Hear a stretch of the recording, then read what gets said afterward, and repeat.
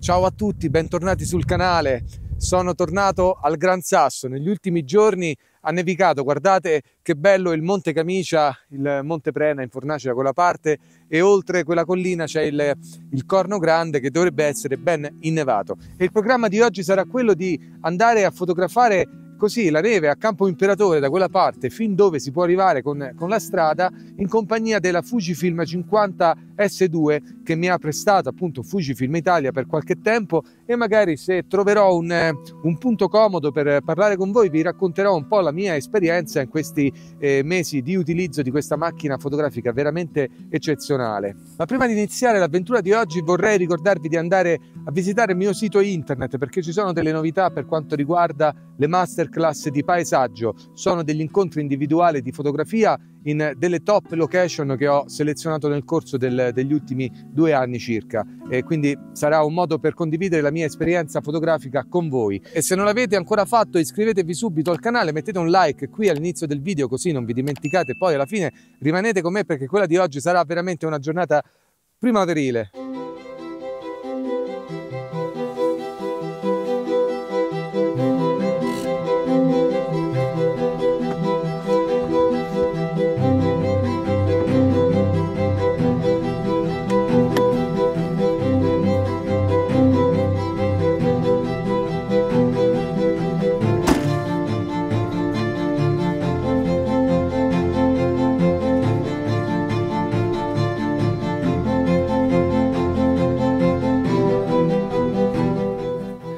Mentre raggiungevo Fontevetica ho trovato questo punto molto bello perché c'è il Monte Camicia dietro di me, particolarmente innevato per la stagione che è stata strana, insomma non c'è stata molta neve, e in questo punto si crea una situazione tipica di Campo Imperatore verso la primavera, ovvero una livrea maculata. Guardate queste striature di marrone tra il bianco della neve, per cui anche se la luce al momento non è particolarmente bella ed epica, vorrei comunque scattare una fotografia con la GFX 50, la Fujifilm.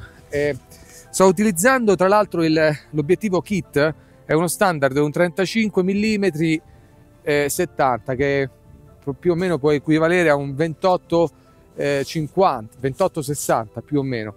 Con questo obiettivo cercherò di fotografare questa scena dietro le mie spalle, ovvero il Monte Camicia con le ultime striature di neve. È una neve primaverile ed ha nevicato un paio di giorni fa anche abbondantemente, però certo si sta sciogliendo velocemente, per cui bisognerà essere tempestivi e fotografare la neve prima che si sciolga, non certo oggi ma nei prossimi giorni, probabilmente già la settimana prossima la condizione sarà diversa. E per questa fotografia vorrei utilizzare appunto questo obiettivo, il kit standard del 35-70, e vorrei riempire il fotogramma con la montagna, quindi la composizione è piuttosto semplice, forse c'è qualche velatura sulla montagna, qualche nebulosa di vapore, e quello ci creerà un po' di interesse verso la montagna. Vediamo che cosa si può fare. Certo la luce è particolarmente difficile in questo momento, però vorrei cercare comunque di fotografare questa scena. C'è sicuramente un bel bianco e nero da fare e vorrei sfruttare proprio la parte centrale del fotogramma, e per fare questo crop potrei utilizzare proprio le funzioni che mi offre questa macchina, ovvero la possibilità di croppare direttamente qui nell'anteprima. Poi chiaramente quando ho il RAW nel computer ho a disposizione comunque tutto il fotogramma per eventualmente ricomporre un po' la scena, però già un crop in questo display, che è un 4/3, già potrebbe aiutarmi a creare un po' meglio la composizione. Una volta composta la scena andiamo con le impostazioni di scatto, che sono ISO 100 per mantenere veramente, per avere il massimo da questo sensore, da questa macchina fotografica, e il tempo si regolerà un po' di conseguenza. Ricordiamo che c'è della neve, per cui quella è molto riflettente, piuttosto bianca, andrà un po' gestita magari con una sottoesposizione o comunque con delle prove. Magari faremo un bracketing a 3 scatti per avere tutti i dettagli a disposizione. Diamo un timer a 2 secondi e vediamo che cosa esce fuori.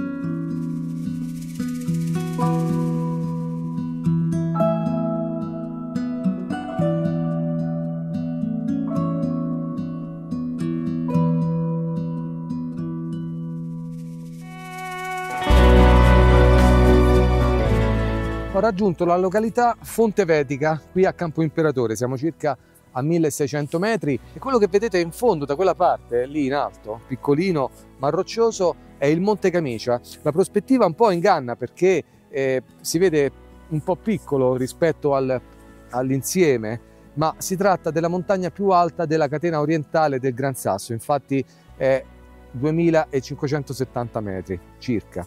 E il piano era quello di fotografare il rifugio di Fontevetica, lì nel bosco, circondato dalla vegetazione, dalle conifere qui di Fontevetica appunto. Però purtroppo la luce è ancora un po' forte e c'è il sole un po' ancora troppo diretto nella fotocamera, per cui vorrei a questo punto parlarvi della mia esperienza con questa macchina fotografica, la GFX 50S2 della Fujifilm, è una medio formato.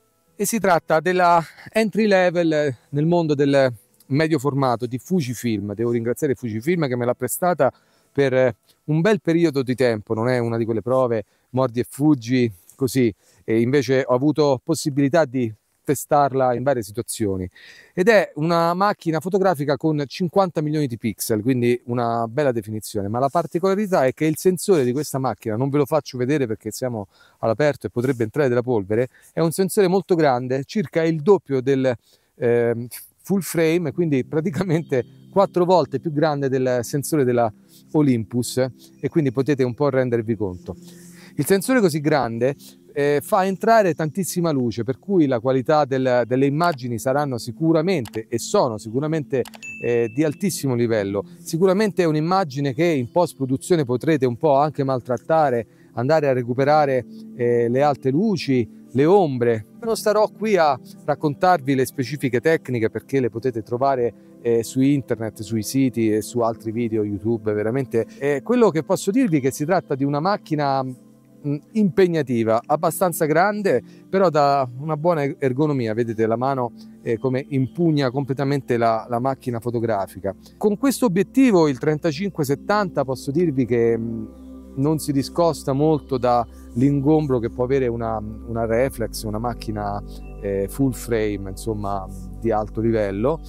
Però con gli altri obiettivi che ho provato, specialmente lo zoom standard 4500, è sicuramente una macchina abbastanza impegnativa e quindi richiede per esempio anche dei cavalletti molto importanti. In questo momento sto utilizzando questo cavalletto che non è il più grande che ho, perché con questa configurazione riesco a gestire il peso della macchina, ma con gli altri obiettivi ho dovuto nel tempo utilizzare il cavalletto più grande, perché tendeva, quando andavo a stringere la sfera, la testa, la macchina tendeva un po' a scendere e questo mi comportava poi un problema con la composizione che avevo effettuato. E quindi posso dirvi che questo sistema vi garantirà una qualità d'immagine superiore rispetto a tutto quello che avete visto prima, perché io sono veramente rimasto sconvolto, ma porterà con sé anche un maggiore ingombro sia di macchina, sia di obiettivo, sia di cavalletto. Per quanto riguarda l'esperienza di scatto, posso dirvi che questo tipo di macchina, benché sia una macchina molto importante, perché anche a livello di prezzo e di ottiche e tutto quanto è una macchina molto importante, però posso dirvi che l'esperienza di scatto fotografica di per sé è abbastanza semplice, un po' perché sono abituato al mondo Fuji e quindi mi trovo a casa con i menu e con diciamo tutti i bottoni e le funzioni principali. Però in linea di massima le funzioni sono veramente molto semplici, cioè normalmente tutti gli obiettivi hanno la ghiera dei diaframmi qui proprio direttamente sull'obiettivo, e quindi bisogna andare un po' a controllare il discorso dell'apertura del diaframma dall'obiettivo, poi i tempi e gli ISO. Quello che ho trovato un po' difficile da gestire per quanto mi riguarda, perché abituato ad un mondo di fotografia APS-C o con sensore anche più piccolo ultimamente con l'Olympus, è stata la profondità di campo. E quindi gestire la profondità di campo con questa macchina fotografica è sicuramente un fattore che dovete tenere presente nelle vostre fotografie. Ci sono un paio di metodi che io ho trovato nel corso di questi ultimi tempi in cui ho avuto possibilità di provare questa macchina. Sicuramente la prima soluzione è quella di chiudere il diaframma a valori di f16, però in questo caso f16, f18 o anche valori più chiusi, ma in questo caso dovrete tener conto la velocità di scatto della vostra immagine. Infatti in situazioni in cui, come per esempio adesso, c'è un vento neanche troppo forte, con valori di scatto, con tempi di scatto intorno a 40, un quarantesimo di secondo, anche un sessantesimo di secondo, avrete sicuramente l'immagine mossa. E quindi per contenere il tempo di scatto intorno a valori adeguati per il nostro paesaggio, un centesimo di secondo, un 125esimo, magari un ottantesimo di secondo, a valori così chiusi dovremo inevitabilmente alzare gli ISO. Io non ho avuto nessuna difficoltà a gestire fotografie con valori ISO anche di 800, 1000 ISO, perché il file di questa macchina fotografica sono sempre molto puliti, anche a valori ISO molto alti. Il sensore così grande ci aiuta nella gestione del rumore digitale. Un'altra soluzione per gestire la profondità di campo ed avere un'immagine completamente tutta a fuoco dal primo piano sino allo sfondo è sicuramente effettuare un focus tagging. In questo caso però dobbiamo tenere presente la dimensione del file di questa macchina fotografica. Infatti ogni file pesa circa 100-110 mega. Per ottenere un focus tagging efficace avremo bisogno di almeno 4 esposizioni dal primo piano fino allo sfondo, per cui e poi unirle in Photoshop, e avremo quindi alla fine della giornata un'immagine che andrà a pesare tranquillamente 1 giga, 1 giga e mezzo, con le varie poi variabili del colore, della luce, delle varie maschere che utilizzeremo nel nostro programma di post produzione. Quindi questo andrà ad appesantire inevitabilmente un po' il computer, un po' gli spazi fisici sull'hard disk. Insomma, un po' bisogna tener conto che l'ecosistema medio formato ha bisogno di tutta una serie di accorgimenti, sia, come dicevo prima, dai cavalletti pesanti, sia ai computer pesanti. Sicuramente posso dirvi che il vantaggio più grande di questo sistema di fotografico è la possibilità di croppare l'immagine anche in maniera estrema. Se abbiamo un soggetto lontano, magari abbiamo scattato una fotografia di un animale in lontananza, se non è eccessivamente lontano potremmo avere la possibilità di ritagliarlo senza perdere la qualità dell'immagine. Veramente dei crop abbastanza estremi, fino anche al 200%, senza alcuna perdita di qualità. Altri vantaggi che porta con sé questo sistema fotografico sono sicuramente, come vi ho detto, la qualità di immagine che si trasferisce poi nella stampa. Stampare delle fotografie che provengono da questa macchina è veramente una goduria, perché si può trovare proprio una tridimensionalità nell'immagine che sistemi come Micro 4 terzi o APS-C non potranno sicuramente restituirvi. Sicuramente si tratta però di una fotografia ragionata che ha bisogno di cavalletti pesanti. Benché dotata di uno stabilizzatore, avrete sicuramente necessità di ragionare la vostra immagine, di scegliere bene la composizione. Sì, a mano si può fare, ma sicuramente vi consiglio di utilizzare questo sistema su cavalletto. Sicuramente voglio ringraziare Fujifilm che mi ha dato l'opportunità di provare questa macchina per un tempo piuttosto lungo. Spero di poter continuare a collaborare con Fuji per altre macchine, altri sistemi fotografici. Adesso la luce si sta facendo più interessante, per cui credo che sarà proprio arrivato il momento di dedicarci alla fotografia.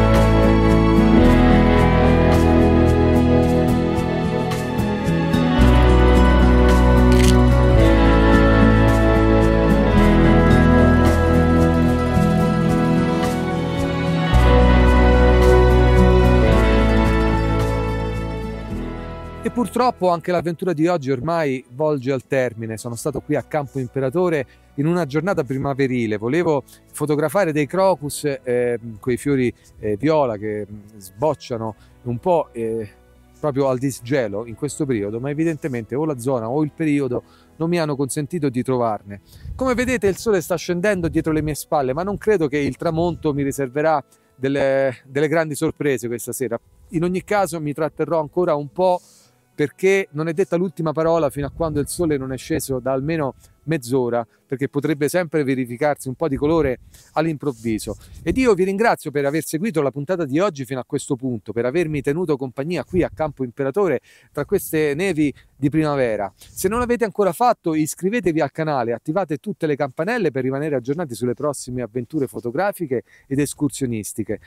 E soprattutto andate a visitare il mio sito internet, perché ci sono delle novità per quanto riguarda le masterclass di fotografia e di paesaggio. Sono degli incontri individuali molto interessanti in delle location che ho selezionato davvero molto belle. Qui da Campo Imperatore per oggi è tutto, noi ci vediamo alla prossima avventura, ciao!